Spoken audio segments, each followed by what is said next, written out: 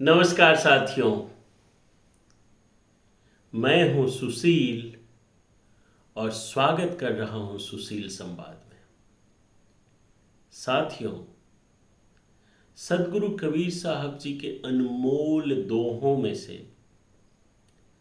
कोशिश करेंगे कि प्रतिदिन कुछ दोहे को समझेंगे, सीखेंगे और उन दोहों के गूढ़ रहस्यों को समझने का प्रयास करेंगे।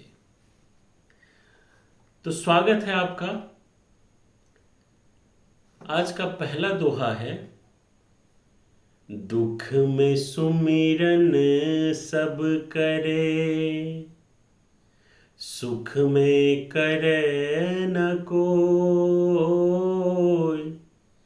जो सुख में सुमिरन करे, दुख काहे को होए।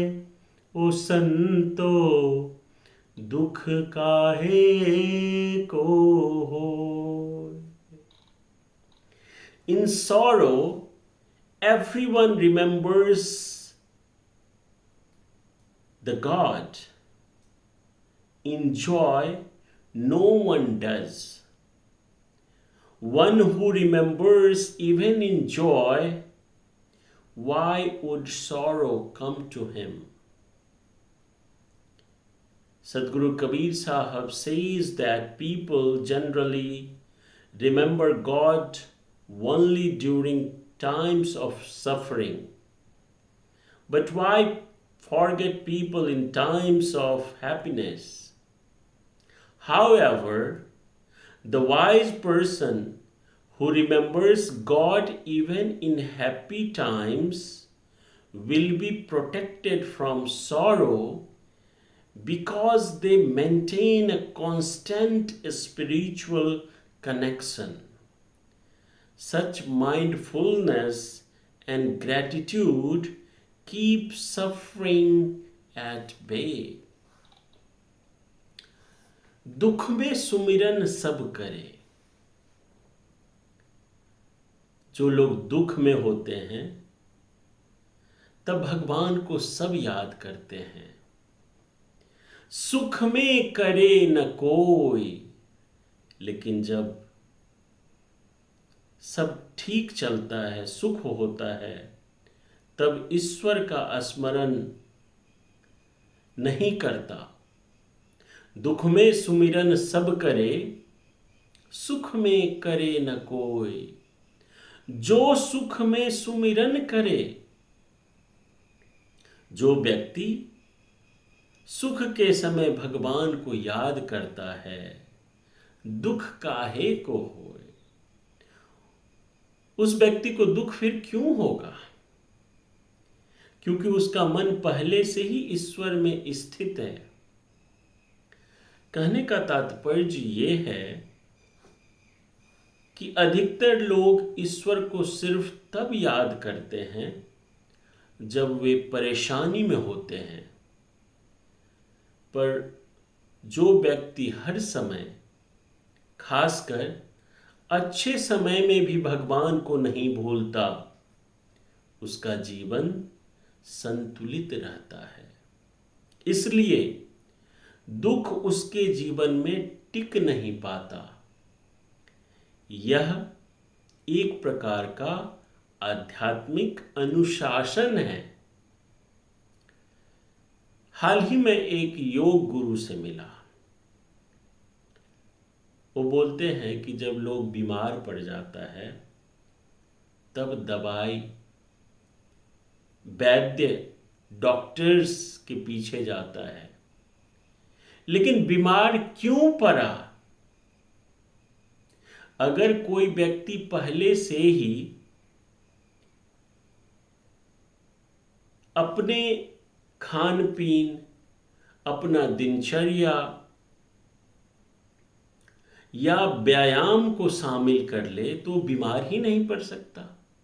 वो बीमार ही नहीं पड़ेगा तो उसे ना तो डॉक्टर के पास जाने की जरूरत पड़ेगी, ना ही वैद्य के पास जाने की जरूरत पड़ेगी। तो कबीर साहब जी कहते हैं कि दुख में सुमिरन सब करे, सुख में करे न कोई। जो सुख में सुमिरन करे, दुख काहे को होए।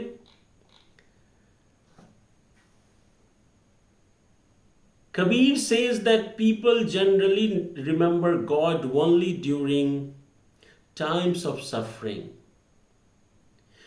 and forget Him in times of happiness.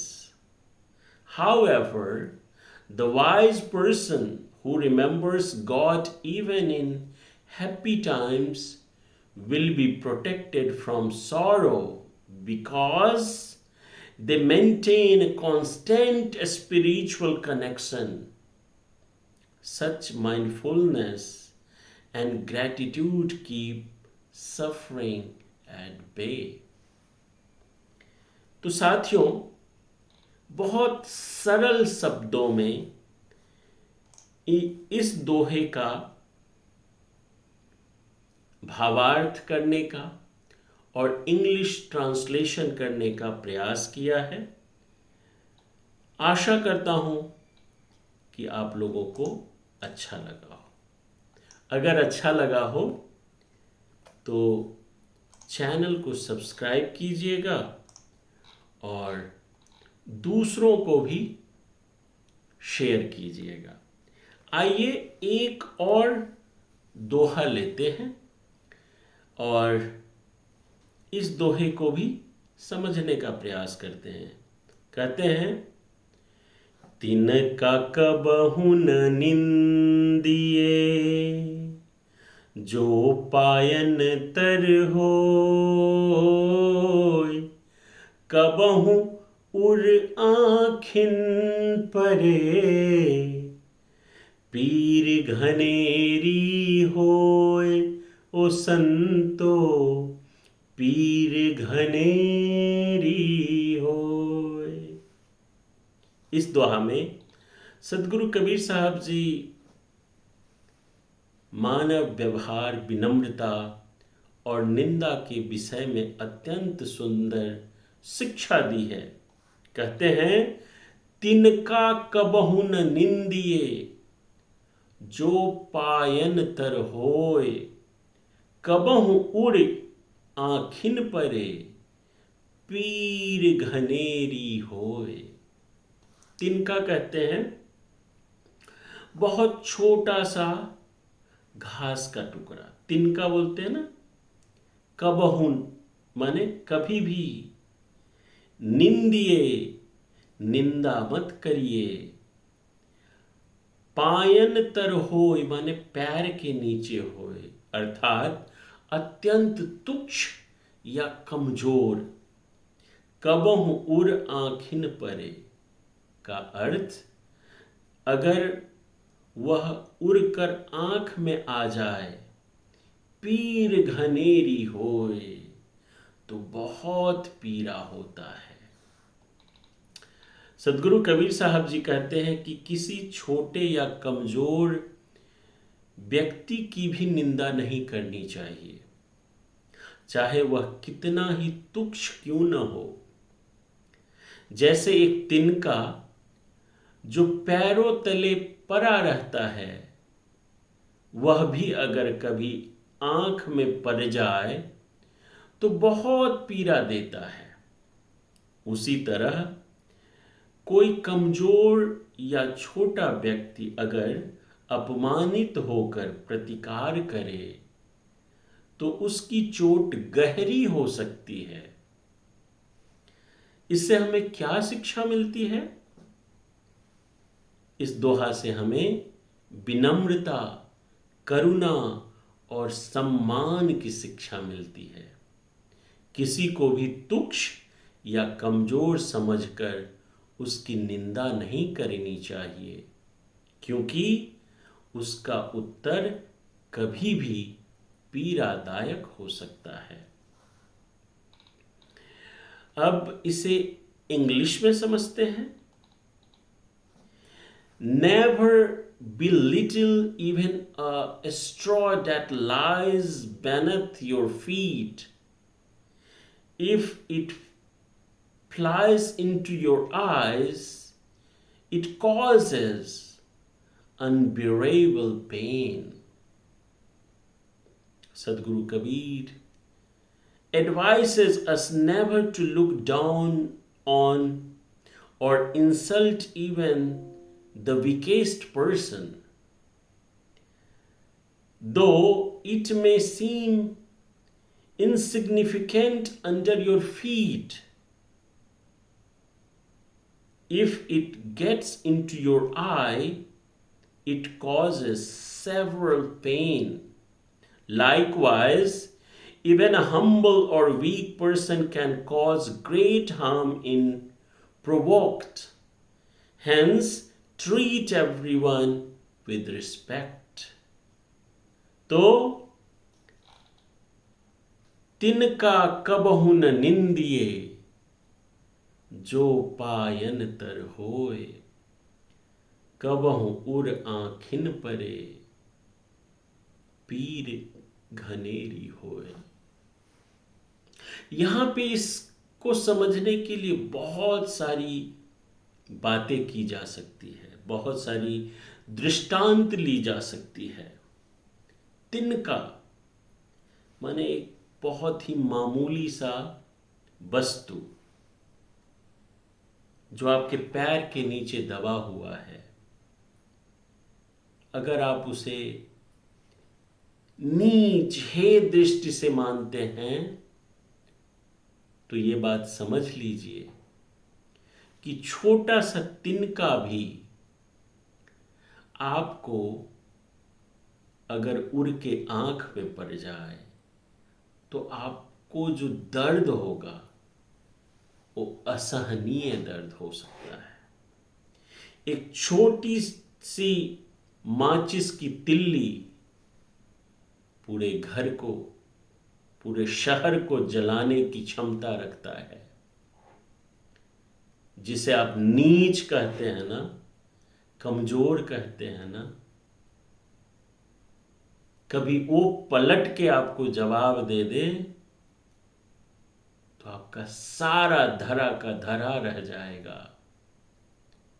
इसीलिए इस सृष्टि में जितने भी जीव हैं, चाहे वो चींटी हो या हाथी हो, हम आप लोग जब बच्चे थे तब कहानी पढ़े होंगे या सुने होंगे, चींटी और हाथी वाली कहानी। एक हाथी होता है, वो मदमस्त होकर के जाता है और चींटी को अपने पैर से रौंद देता है। एक दिन हो गया, 2 दिन हो गया। एक दिन चींटियों ने आपस में विचार किया, विमर्श किया कि हाथी आता है और रौंद के चला जाता है, हम क्या करें। तो उस चींटी के झुंड में से एक बुढ़िया चींटी बोली कि इसका उपाय है, क्योंकि जब वो मदमस्त होके हम सबको कुचल करके जाता है तो पेड़ के नीचे बैठ करके सो जाता है। एक दिन की बात है, ऐसे ही हाथी आया और कुछ चींटी को कुचलते हुए चला गया और जा करके पेड़ के नीचे सो गया। तो जो बुढ़िया हाथी थी वो अपने चींटियों को समझाते हुए कहा कि सुनो, जाओ और आज उस हाथी को सबक सिखाओ। तो उसमें से एक चींटी जा करके उसके नाक में घुस जाता है और उसको अंदर काटने लगता है नाक में। अब वो हाथी पैर पटक रहा है, सूर पटक रहा है, लेकिन वो चींटी सूर में बार बार काटे जा रहा है। सारा उपाय करके थक गया हाथी, लेकिन उसको नानी याद दिला दिया चींटी ने। तब वो विनती करने लगा कि मुझे माफ कर दो, मेरे से बहुत बड़ी गलती हो गई। तब जाकर के चींटी बाहर निकलता है और क्षमा कर देता है। जिसको क्षमा करने का भाव हो वो समझिए सबसे बड़ा बलवान है। जिसने क्षमा कर दिया वो सबसे बड़ा बलवान है साथियों। तो आज इन दो दोहों में हमने जीवन के बहुत अनमोल विषयों को छुआ है और मुझे पूर्ण विश्वास है कि आपको, जितने भी यंगस्टर इस वीडियो को देखेंगे, उनको जीवन में मानवता, विनम्रता, अनुशासन से जीने की कला आ जाएगी। मिलते हैं और वीडियो में, तब तक के लिए आप सभी का बहुत आभार, क्योंकि आपने समय दे करके इस वीडियो को देखा और सुना। अगर मेरे से कोई त्रुटियां हो गई हो, गलती हो गई हो, तो मुझे माफ कीजिएगा और इस वीडियो को अपने जितने भी यंगस्टर हैं उसको जरूर भेजिएगा। बहुत बहुत आभार।